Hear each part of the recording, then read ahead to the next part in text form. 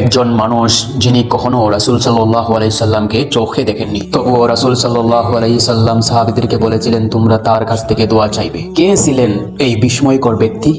ইয়ামনে কারণ নামক এক অঞ্চলে বাস করতেন দরিদ্র যুবক, কিন্তু সেই যুবক ছিল অত্যন্ত পরহেজগার। তার নাম ছিল ওয়াইস আল কারনী রহমাতুল্লাহি আলাই। ছোটবেলা থেকেই তিনি আল্লাহর ইবাদত করতেন এবং তার বৃদ্ধ ও অসুস্থ মায়ের সেবায় নিজেকে সম্পূর্ণভাবে নিয়োজিত রেখেছিলেন। ওয়াইস রহমাতুল্লাহি আলাই রাসূল সাল্লাল্লাহু আলাইহি সাল্লামকে এতটা ভালোবাসতেন যে তার জীবনের সবথেকে বড় স্বপ্ন ছিল একবার হলেও প্রিয় নবী হযরত মুহাম্মদ সাল্লাল্লাহু আলাইহি সাল্লামকে সামনে থেকে দেখা। কিন্তু তার মা ছিল অসুস্থ, তার দেখাশোনা করার মতন আর কেউ ছিল না। অবশেষে একদিন তিনি মায়ের কাছে অনুমতি চাইলেন। মা বললেন তুমি যেতে পারো, কিন্তু বেশি সময় থাকতে পারবে না। মায়ের কথা মেনে ওয়াইস রহমাতুল্লাহি আলাই দীর্ঘ পথ অতিক্রম করে মদিনায় পৌঁছলেন। কিন্তু সেখানে গিয়ে তখন তিনি জানতে পারলেন রাসূল সাল্লাল্লাহু আলাইহি সাল্লাম বাড়িতে নেই। তিনি চাইলে অপেক্ষা করতে পারতেন, কিন্তু মায়ের কাছে দ্রুত ফিরে যাওয়ার প্রতিশ্রুতি দিয়েছিলেন। তাই রাসূল সাল্লাল্লাহু আলাইহি সাল্লামকে না দেখেই তিনি ভারাক্রান্ত হৃদয় নিয়ে ইয়ামনে ফিরে গেলেন।